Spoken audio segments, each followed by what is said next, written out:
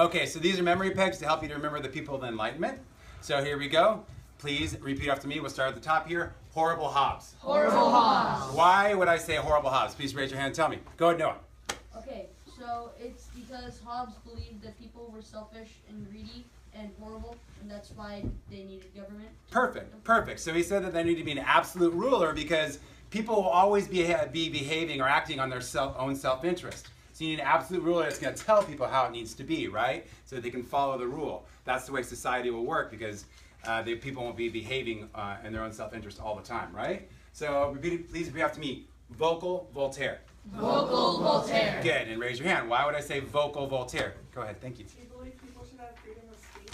Good. Freedom of speech and religion and press, okay? So how did we copy that? Does anyone know how we kind of copied that?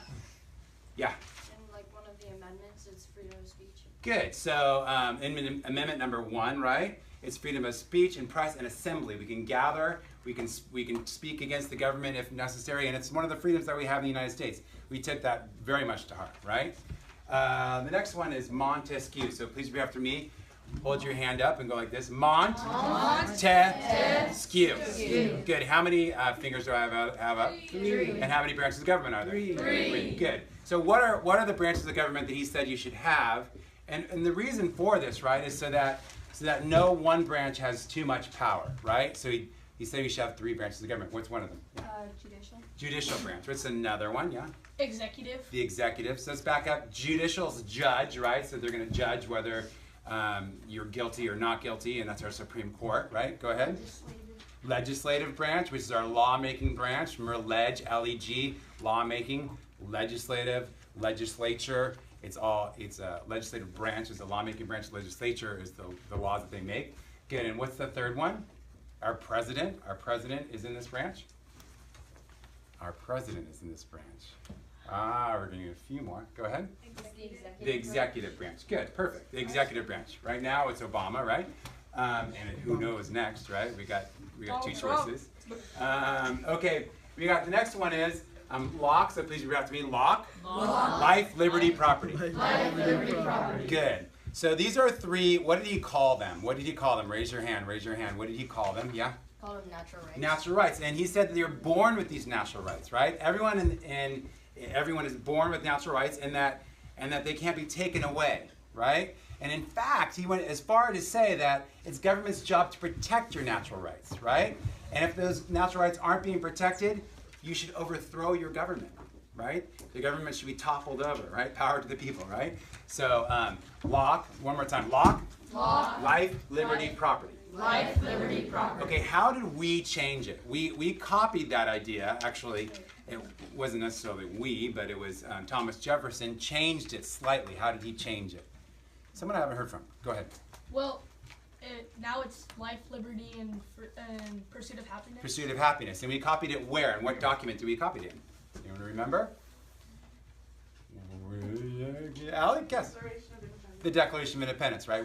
We're going up against Great Britain, right? And we said that basically our natural rights are being, we're not being able to practice our natural rights, right? So we want to separate from Great Britain. We want to fight the American Revolution so that our natural rights are protected by our own government, life, liberty, and property, or pursuit of happiness. Okay, so please repeat after me. Beccaria with 2 C's. Beccaria with 2 C's. One more time. Beccaria with 2 C's. 2 C's. Why 2 C's? Why 2 C's? Why 2 C's? He's all about 2 things he was really interested in, or really under one umbrella. Other people, we need some new blood. Go ahead. Crime and cruelness. Good. So did he say that people should be cruel to each other? No. No, right? He said there shouldn't be cruel and unusual punishment, and that the punishment should fit the crime, right? And what does that have to do with, what's the accused? What does that have to do with anything in Beccaria? Why is there 2 C's? Like there's 2 C's in accused, and also the 2 C's can represent crime and cruel. Go ahead, Walker. Because he believed in the rights of the accused. Right. So even if you've been, you're not guilty if you've just been accused of the crime, right? So you basically have rights even though you've been accused, right? So you shouldn't be treated cruelly and unfairly, and the punishment has to fit the crime. We copied that in our 8th Amendment in the United States, right? So all of these people contributed something that we copied in our own government, and that's kind of what the importance is. Okay, good. Now we got Wollstonecraft. Wollstonecraft being a W-O, like women, and like women's rights, W-O. So please repeat after me. Wollstonecraft. Wollstonecraft. And women's rights. Women's rights. One more time. Wollstonecraft. Wollstonecraft. Women's rights. Women's rights. What about women's rights was she particularly interested in? Yeah? Equality and the rights for education. Perfect, perfect. That women have the right to education. At this point in time, women didn't have that right. In fact, we talked the other day how women's property was owned by their father. And when their father passed, it was given to their husband if they were married. So they couldn't even own property. And education was at the forefront, okay? If women are able to be educated, they're able to do things like eventually vote, right? That was too premature for this era, but it evolved to that. Good, so one more time, let's go through. Horrible Hobbes. Horrible Hobbes. Raise your hand quickly. Why horrible Hobbes? Noah.